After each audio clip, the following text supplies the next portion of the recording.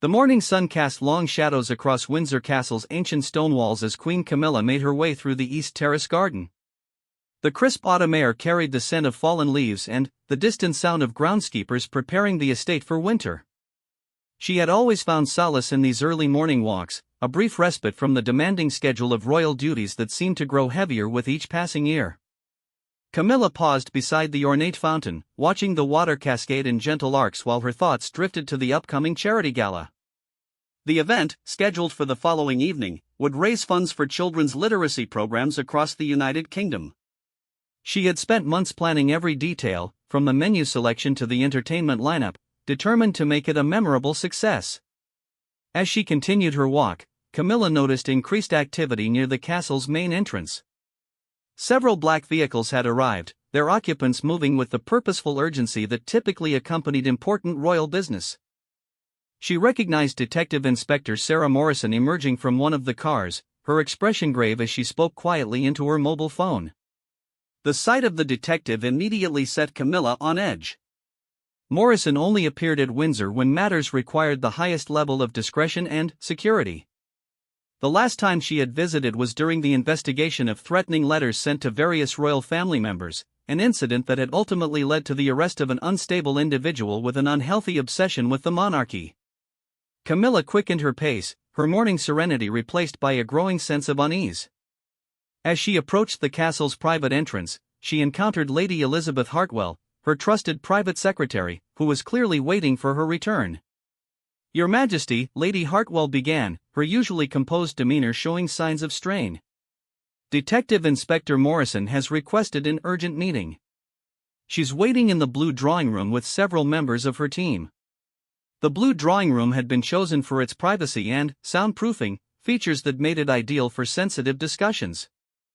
Camilla felt her stomach tighten as she considered what could possibly require such secrecy and urgency. "Do we know what this concerns?" Camilla asked, though she suspected Lady Hartwell's knowledge would be limited. "I'm afraid the detective inspector was quite insistent on speaking directly with you, ma'am. She did mention that it involves a matter of significant concern to the royal household." As they walked through the castle's opulent corridors, Camilla's mind raced through various possibilities. Recent security briefings had highlighted increased concerns about social media threats and potential infiltration attempts by tabloid journalists. Perhaps someone had been caught attempting to plant surveillance devices or steal confidential documents. The blue drawing room's heavy oak doors opened to reveal Detective Inspector Morrison seated at the mahogany conference table, surrounded by several colleagues and a collection of evidence bags and photographs. The detective rose immediately upon Camilla's entrance, her expression respectful but unmistakably serious. "Your Majesty, thank you for meeting with us on such short notice," Morrison began. "I'm afraid we have a rather delicate situation that requires your immediate attention and cooperation." Camilla settled into her chair, gesturing for the detective to continue. Years of royal protocol had taught her to maintain composure regardless of the circumstances, though she could feel tension building in her shoulders. "Ma'am, 3 days ago we received a report from St. Margaret's Primary School in Windsor regarding the discovery of what appears to be a valuable piece of jewelry in a student's coat pocket. The item in question is a diamond and sapphire necklace that matches the description of a piece reported missing from Kensington Palace approximately 2 weeks ago." The words hit Camilla like a physical blow. She knew exactly which necklace Morrison was referring to, a stunning piece from Kate's personal collection that had belonged to Princess Diana. The necklace held immense sentimental value beyond its considerable monetary worth, and its disappearance had caused significant distress within the royal family. "The child's name is Sophie Martinez, age 7, Morrison continued, consulting her notes. "Her teacher discovered the necklace while helping students organize their belongings for the end-of-day dismissal. Sophie claimed she found it in her coat pocket and had no knowledge of how it came to be there." Camilla struggled to process the implications of this information. A 7-year-old child had somehow come into possession of one of the most valuable pieces of jewelry in the royal collection, with no apparent explanation for how she had acquired it. "Has the child been questioned?" Camilla asked, her voice carefully controlled. "We've conducted age-appropriate interviews with Sophie in the presence of her parents and a child advocate," Morrison replied. Her story has remained consistent throughout multiple interviews. She maintains that she discovered the necklace in her coat pocket during afternoon playtime and showed it to her teacher because she thought it was pretty like a princess necklace. The detective reached for one of the evidence bags and carefully placed it on the table. Through the clear plastic, Camilla could see the unmistakable glitter of diamonds and the deep blue of the sapphires that had made the necklace one of Kate's most cherished pieces. "We've verified the authenticity of the piece through our jewelry experts," Morrison continued. "The hallmarks and construction are consistent with the missing necklace, and several unique characteristics match the detailed description provided by Kensington Palace security." Camilla leaned forward, studying the necklace through its protective covering. She had seen Kate wear it numerous times at state dinners and formal events, always with visible pride in its historical significance and connection to her late mother-in-law. "What does the school's security footage show?" Camilla inquired, hoping for some clarity about how the necklace had found its way into a child's possession. "That's part of what makes this situation so concerning, ma'am," Morrison replied grimly. "The school's camera system shows Sophie arriving that morning with her regular school bag and coat. There's no footage of anyone approaching her locker or placing anything in her belongings during school hours." The detective paused, allowing the significance of this information to sink in before continuing. "However, the cameras do show something interesting from the previous evening. At approximately 7:30 p.m., after the school had closed for the day, a figure appears briefly in the corridor near the coat storage area. The image quality is insufficient for positive identification, but the person appears to be wearing dark clothing and moves with apparent knowledge of the building's layout." Camilla felt a chill that had nothing to do with the autumn weather. The idea that someone had deliberately planted the stolen necklace in a young child's coat suggested a level of calculated malice that was deeply disturbing. "Have you been able to determine how the individual gained access to the school after hours?" she asked. "Our technical team is examining the building's security systems," Morrison explained. "Preliminary findings suggest the rear entrance alarm may have been temporarily disabled, though we're still working to determine exactly how this was accomplished." The implications were becoming increasingly sinister.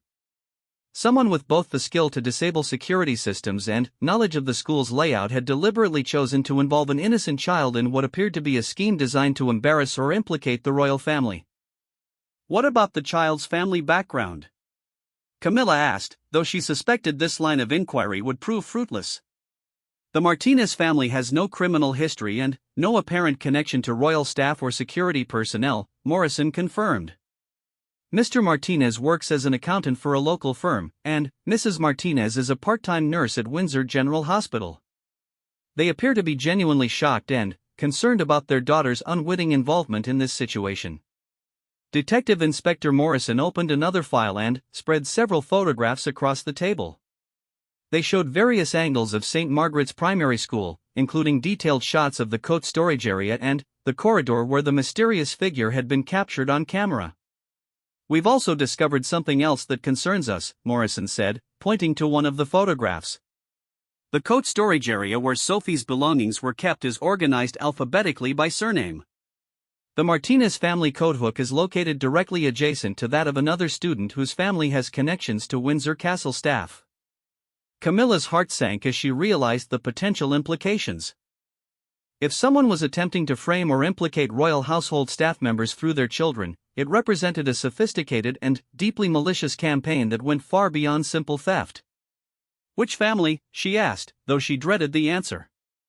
"The Thornton family," Morrison replied.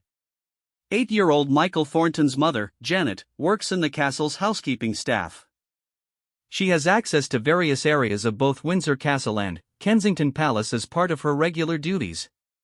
The revelation struck Camilla with the force of a physical blow. Janet Thornton had been a trusted member of the royal household staff for over 12 years, with an impeccable record of service and loyalty. The suggestion that she might be involved in the theft of Kate's necklace seemed impossible to believe. "Have you questioned Mrs. Thornton?" Camilla asked, struggling to keep her voice steady. "We've conducted a preliminary interview," Morrison confirmed. "Mrs. Thornton maintains her innocence and appears genuinely shocked by the allegations." She's volunteered to undergo polygraph testing and has provided detailed accounts of her whereabouts during the time periods in question. The detective gathered the photographs and returned them to their folder before continuing. However, our investigation has revealed some concerning patterns in the palace security logs. On 3 occasions in the past month, areas that Mrs. Thornton was assigned to clean showed minor irregularities in their security assessments the following day. Camilla felt as though the ground was shifting beneath her feet. The idea that a trusted staff member might have been systematically compromising palace security was almost too terrible to contemplate. What sort of irregularities, she asked, though she wasn't certain she wanted to know the answer. Small items moved from their usual positions, drawers left slightly ajar, and, in one case, a jewelry case that appeared to have been opened and carefully closed, Morrison explained. None of these incidents were considered significant at the time, but, in light of recent events, they've taken on new importance. The meeting continued for another hour as Detective Inspector Morrison outlined the various investigative strategies being employed to uncover the truth behind the necklace's mysterious journey from Kensington Palace to a 7-year-old girl's coat pocket. Forensic teams were examining every surface that might yield fingerprints or DNA evidence, while cybersecurity experts analyzed digital records for any signs of coordinated activity. As the detective and her team prepared to leave, Camilla found herself facing a nightmare scenario that threatened to engulf not only the royal family's reputation but also the lives and careers of potentially innocent people. The image of young Sophie Martinez discovering what she thought was a pretty princess necklace would haunt her thoughts for days to come. Standing at the blue drawing room's tall windows, Camilla watched the detective's vehicles disappear beyond the castle gates. The peaceful morning she had begun with her garden walk now seemed like a distant memory, replaced by a web of suspicion and uncertainty that would challenge everything she thought she knew about the people she trusted most. The charity gala scheduled for the following evening would need to continue as planned, but Camilla knew that every smile would be forced, every conversation strained by the weight of unspoken questions and growing fears about what other revelations might emerge from this increasingly complex investigation. The following morning brought no relief from the tension that had settled over Windsor Castle like a suffocating blanket. Camilla found herself unable to concentrate on her usual breakfast routine, pushing eggs around her plate while her mind replayed every detail of Detective Inspector Morrison's briefing. The image of Kate's precious necklace lying in an evidence bag haunted her thoughts, along with the equally disturbing picture of innocent young Sophie Martinez becoming an unwitting pawn in someone's elaborate scheme. Lady Hartwell entered the private dining room with her usual discretion, carrying a silver tray laden with the morning's correspondence and briefing materials. Her expression remained professionally neutral, but Camilla could detect subtle signs of strain around her eyes that suggested the previous day's revelations had affected the entire household staff. "Your Majesty, Prince William has requested an urgent audience," Lady Hartwell announced quietly. "He's currently en route from Kensington Palace and should arrive within the hour." The news did nothing to ease Camilla's anxiety. William's involvement meant that Kate was likely aware of the investigation's details, and the couple would undoubtedly have questions that Camilla wasn't prepared to answer. The theft of Diana's necklace had personal significance that went far beyond its monetary value, representing a tangible connection to William's mother that made its disappearance particularly painful. "Has there been any word from Detective Inspector Morrison?" Camilla asked, hoping for some development that might shed light on the mystery. She called approximately an hour ago to report that forensic analysis of the school's security system has revealed some concerning findings, Lady Hartwell replied, consulting her notes. The rear entrance alarm was disabled using sophisticated electronic equipment, suggesting someone with advanced technical knowledge was responsible. This information only deepened the puzzle surrounding the necklace's appearance at St. Margaret's Primary School. The level of planning and expertise required to disable modern security systems suggested they were dealing with something far more complex than a simple theft motivated by greed. Camilla's contemplation was interrupted by the arrival of her personal protection officer, Inspector David Chen, whose normally calm demeanor showed signs of unusual tension. "Your Majesty, we've received additional information that may be relevant to the ongoing investigation," Inspector Chen began carefully. "Our security review has identified several other minor incidents over the past 6 weeks that may form a pattern." The revelation that there had been other incidents sent a chill through Camilla's already frayed nerves. She gestured for Inspector Chen to continue, bracing herself for whatever new complications might emerge.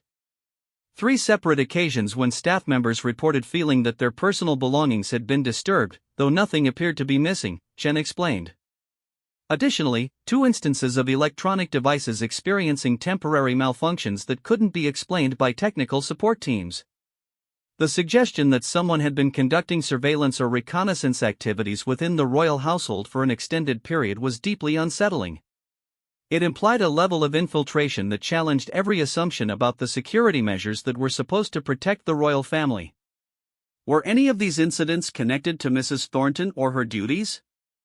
Camilla asked, though she suspected she wouldn't like the answer. Mrs. Thornton was present in the general vicinity during 2 of the reported incidents, Chen confirmed reluctantly. However, so were approximately 15 other staff members, and there's no direct evidence linking her to any suspicious activity. Before Camilla could respond, Lady Hartwell's phone buzzed with an incoming message. She glanced at the screen and immediately straightened with evident concern. Your Majesty, that was security at the main gate. Prince William has arrived, and he's requested that Detective Inspector Morrison join the meeting immediately. The prospect of facing both William's emotional reaction to his mother's stolen necklace and Morrison's latest findings simultaneously was daunting. Camilla took a deep breath and steeled herself for what promised to be a difficult conversation. The blue drawing room had been prepared once again for a sensitive discussion, with additional security measures activated to ensure complete privacy. Prince William arrived first, his usually composed appearance showing clear signs of stress and sleeplessness. The casual clothes he wore instead of his typical formal attire suggested he had departed Kensington Palace in considerable haste. Camilla, William began without preamble, Kate is devastated. That necklace isn't just jewelry to her, it's one of the few physical connections she has to my mother. The idea that someone has been using it as part of some twisted game is almost unbearable. The pain in his voice was unmistakable, and Camilla felt her heartache for both William and Kate. The necklace had been a wedding gift from Queen Elizabeth, who had specifically chosen it because of its connection to Diana and its potential to provide comfort to her new daughter-in-law. We're going to find out who's responsible, Camilla assured him, though her confidence was somewhat undermined by the investigation's growing complexity. Detective Inspector Morrison has been working around the clock to uncover the truth. As if summoned by her words, Morrison arrived with a team of investigators and what appeared to be significantly more evidence than she had possessed the previous day. The detective's expression was grim as she arranged new photographs and documents on the conference table. Your Royal Highness, Your Majesty, Morrison began formally, our investigation has uncovered evidence of a sophisticated operation that extends far beyond the simple theft of a necklace. She gestured to a series of surveillance photographs that showed various individuals entering and leaving St. Margaret's Primary School over the past several weeks. Several faces had been circled in red, indicating persons of interest to the investigation.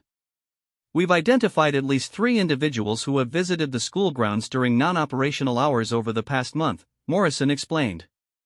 2 of these individuals have been positively identified as private investigators working for different tabloid newspapers.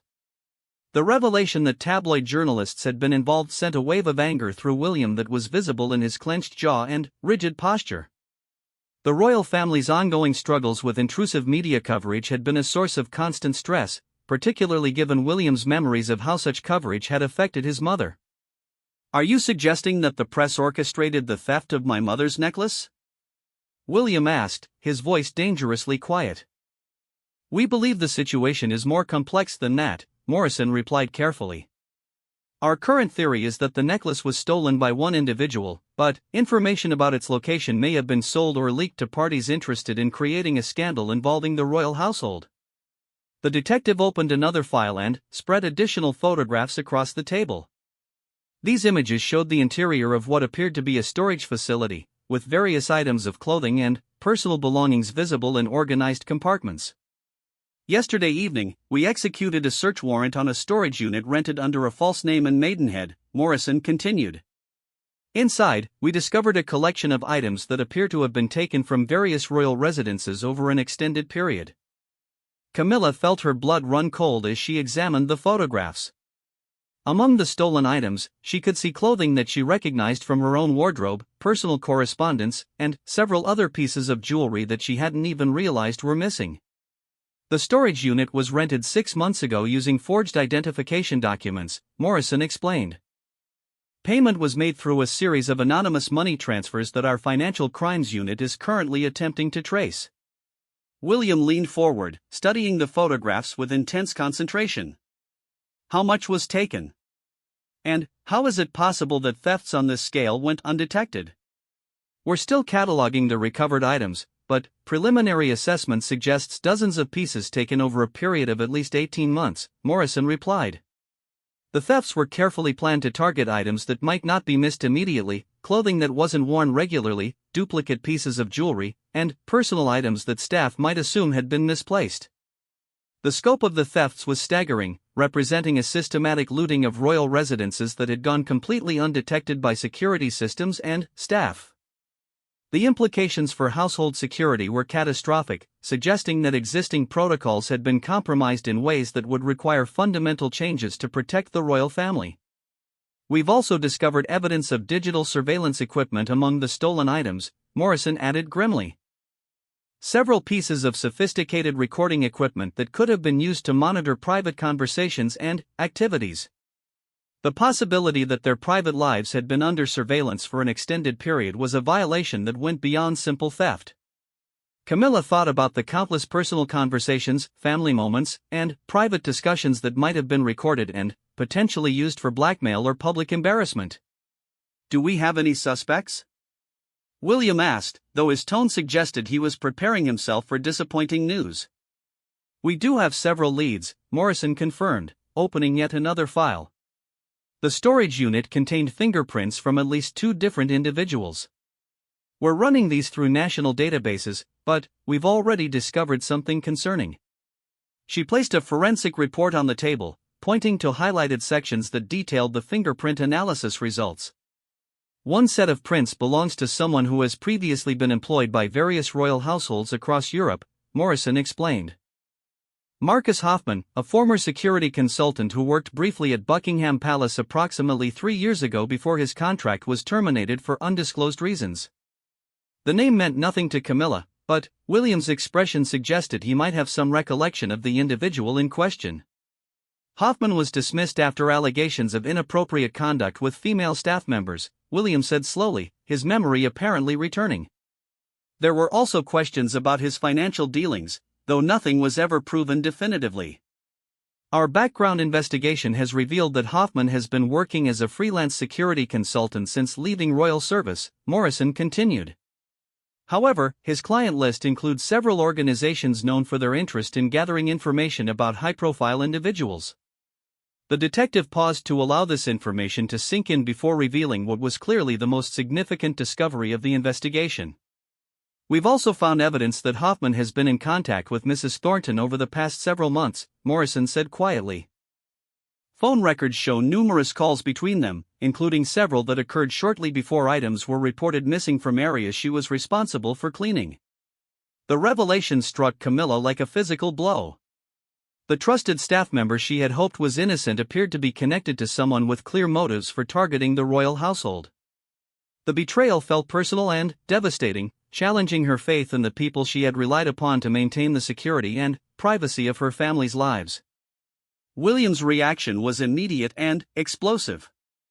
Are you telling us that someone we trusted has been systematically robbing us for over a year while feeding information to criminals and journalists?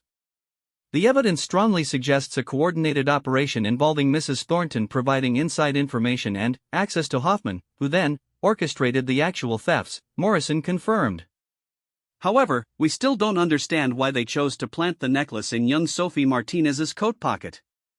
The question of the child's involvement remained the most puzzling aspect of the entire investigation.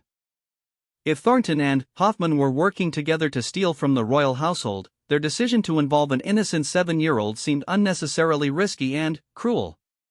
We believe the answer may lie in creating maximum public embarrassment for the royal family, Morrison suggested. By involving a young student at a local school, they may have hoped to trigger a scandal that would damage public trust in household security measures.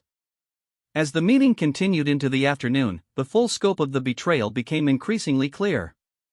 What had begun as the mysterious appearance of a stolen necklace had revealed a sophisticated criminal operation that had been undermining royal household security for months. The investigation would continue, but the damage to trust and confidence would take far longer to repair than the simple recovery of stolen property. The third day of the investigation dawned gray and overcast, matching the somber mood that had settled over Windsor Castle. Camilla had barely slept, her mind churning with questions about how extensively their privacy had been violated and how many trusted staff members might be involved in the systematic theft and surveillance operation. The morning brought Detective Inspector Morrison back to the castle, this time accompanied by officers from the National Crime Agency and representatives from the Crown Prosecution Service. The blue drawing room had been transformed into a makeshift command center, with whiteboards displaying timelines, photographs, and evidence charts that painted a disturbing picture of criminal activity spanning nearly 2 years. Prince William had returned with additional security personnel, while Kate had chosen to remain at Kensington Palace with their children, though her absence spoke volumes about her emotional state regarding the violation of her privacy and the theft of her treasured necklace. Detective Inspector Morrison began the briefing with an update that immediately changed the scope of the investigation. Your Majesty, Your Royal Highness, overnight developments have revealed that this operation extends far beyond what we initially suspected, she announced gravely. Our surveillance of Marcus Hoffman led us to discover an active network of individuals involved in targeting high-profile households across the United Kingdom. She gestured to a new set of photographs showing surveillance equipment, communication devices, and what appeared to be detailed floor plans of various prestigious properties. Hoffman's apartment contained evidence of operations targeting not only royal residences but also the homes of prominent politicians, celebrities, and business leaders, Morrison continued. We're coordinating with multiple law enforcement agencies to investigate what appears to be an organized crime syndicate specializing in high-value theft and information gathering. The revelation that the royal family had been targeted as part of a larger criminal enterprise was both reassuring and deeply troubling. While it suggested they weren't specifically singled out for personal reasons, it also indicated that their private lives had been commoditized by criminals who viewed their personal belongings and private information as valuable merchandise. Have you been able to arrest Hoffman? William asked, his voice tight with controlled anger. We attempted to execute an arrest warrant yesterday evening, Morrison replied, but Hoffman appears to have fled his residence sometime during the night. His apartment showed signs of hasty departure, with important documents and personal items removed. The news that the primary suspect had escaped added a new dimension of frustration to an already complex situation. Camilla felt a growing sense of vulnerability knowing that someone with intimate knowledge of royal household security procedures remained at large. However, we were successful in apprehending Mrs. Thornton this morning, Morrison continued, consulting her notes. She's currently being questioned at Thames Valley Police Headquarters and has agreed to cooperate with our investigation. The mixed emotions Camilla felt at this news were difficult to process. Relief that progress was being made was tempered by sadness at the betrayal of someone she had considered a trusted member of their extended household family. What has she told you? Camilla asked, though she wasn't certain she was prepared for the answer. Mrs. Thornton's initial statements suggest she became involved with Hoffman through what she believed was a romantic relationship, Morrison explained. According to her account, he approached her approximately 8 months ago, claiming to be a security consultant investigating potential vulnerabilities in royal household procedures. The detective paused to allow this information to be absorbed before continuing with details that painted a picture of manipulation and exploitation. Hoffman apparently convinced Mrs. Thornton that she was helping to improve security measures by providing information about daily routines, staff schedules, and the location of valuable items, Morrison said. She maintains that she believed she was participating in legitimate security assessments rather than facilitating criminal activity. William's expression showed little sympathy for Mrs. Thornton's claims of innocence. Are you telling us she thought it was normal for security consultants to ask household staff to steal jewelry and plant evidence in children's coat pockets? According to Mrs. Thornton, the theft of specific items was not part of her original agreement with Hoffman, Morrison replied carefully. She claims that he initially only requested information about security procedures and valuable item locations. The actual thefts apparently began several months later, after Hoffman had gained her trust and gradually manipulated her into more serious criminal activity. The detective opened another file containing what appeared to be transcripts of recorded conversations and detailed financial records. Our investigation has revealed that Mrs. Thornton received regular payments totaling approximately £45,000 over the past 8 months, Morrison continued. These payments were disguised as consulting fees for a fictitious security company, though Mrs. Thornton claims she believed they were legitimate compensation for her cooperation with security assessments. The substantial sum involved indicated that this had been a well-funded operation rather than the opportunistic crime it had initially appeared to be. Someone had invested significant resources in infiltrating royal household security, suggesting motivations that went beyond simple financial gain. Mrs. Thornton has also provided information about how the necklace came to be planted at St. Margaret's Primary School, Morrison said, reaching for another evidence file. According to her statement, Hoffman specifically requested details about staff members' children who attended local schools. The calculated nature of involving innocent children in their criminal scheme sent a wave of revulsion through both Camilla and William.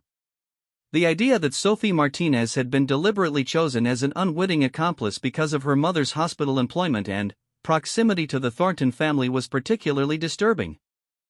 Hoffman apparently believed that planting stolen royal jewelry in a child's possession would create maximum public embarrassment while making it difficult for authorities to pursue aggressive prosecution, Morrison explained. His plan was to ensure that news of the discovery would leak to tabloid journalists before police could conduct a thorough investigation. Detective Inspector Morrison then revealed information that cast the entire operation in an even more sinister light.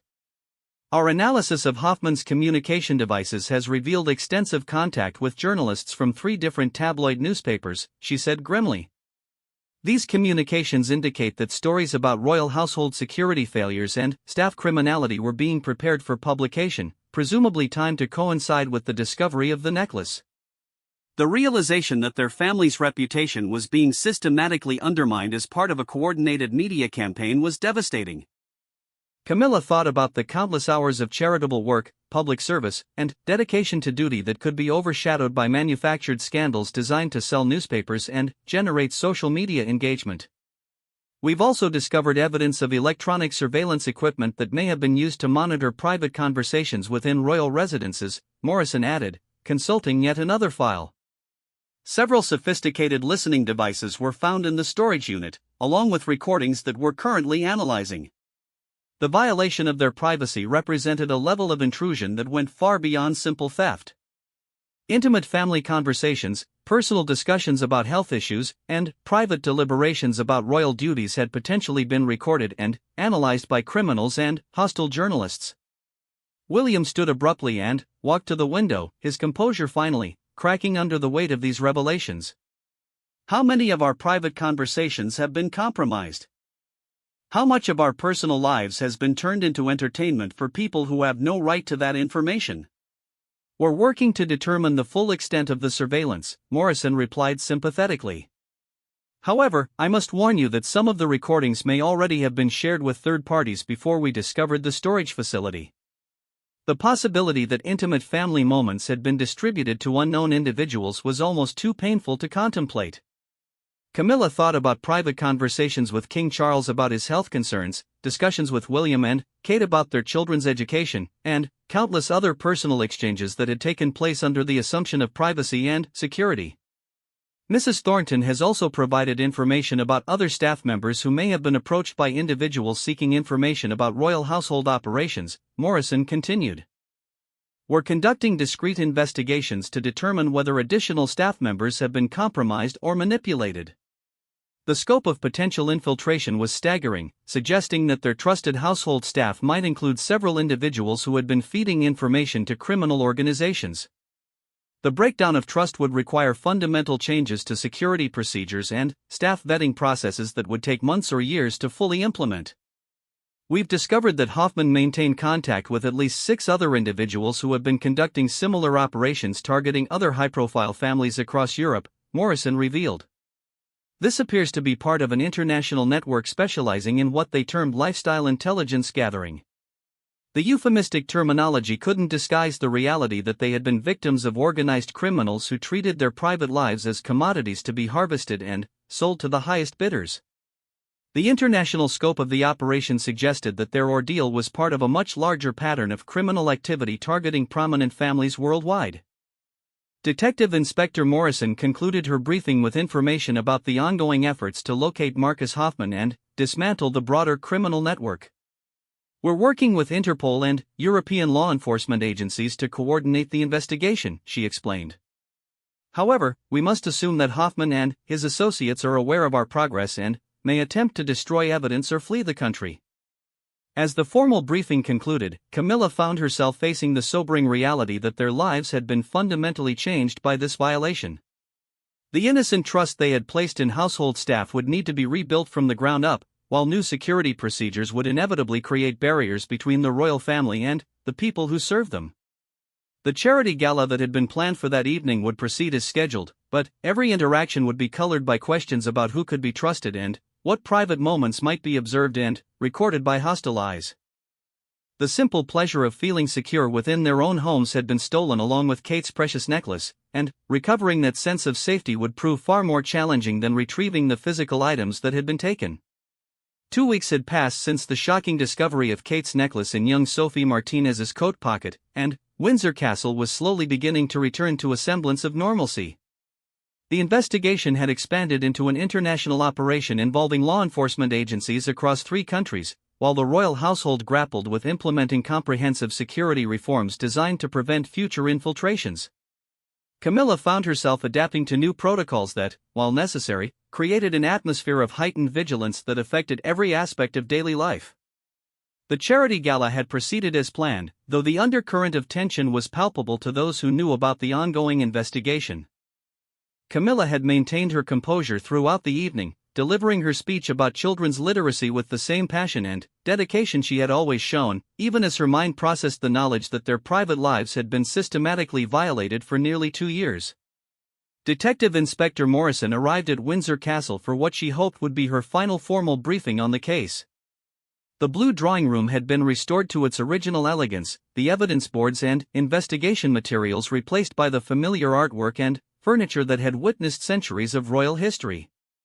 "Your Majesty, Your Royal Highness," Morrison began as William joined the meeting via secure video conference from Kensington Palace, "I'm pleased to report significant progress in our investigation and the recovery of most stolen items."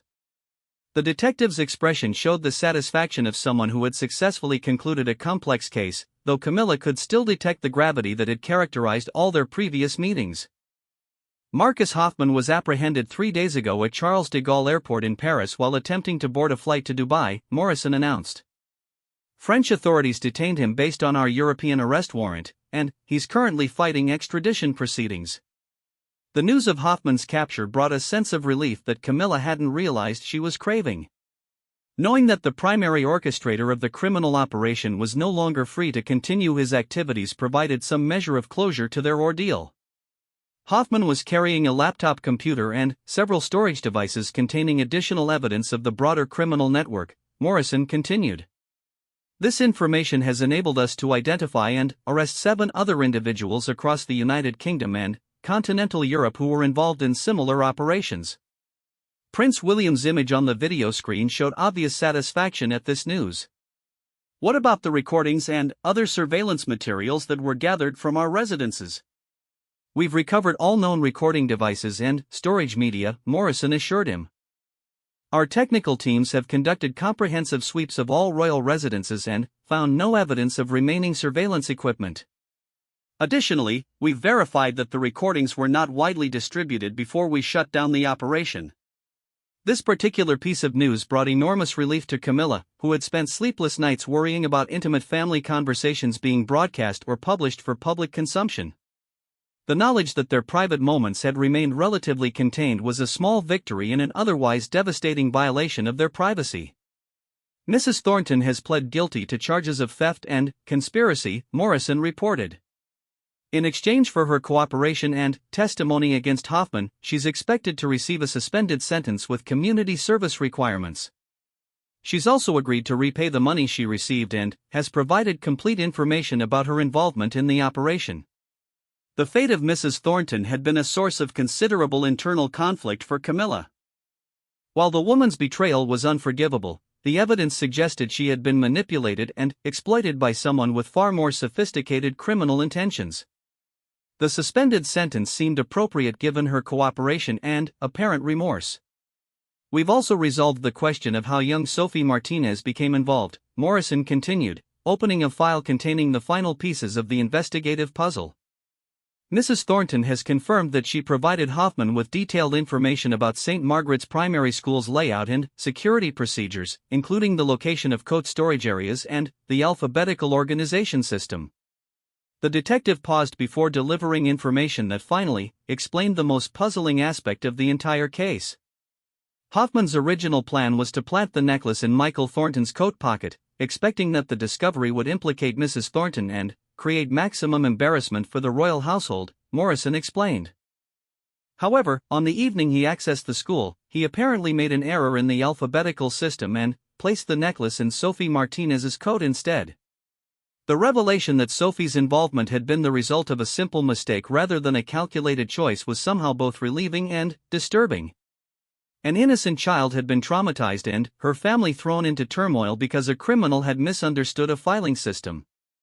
How is the Martinez family coping with everything that's happened? Camilla asked, genuinely concerned about the impact on people who had become unwitting victims of someone else's criminal scheme.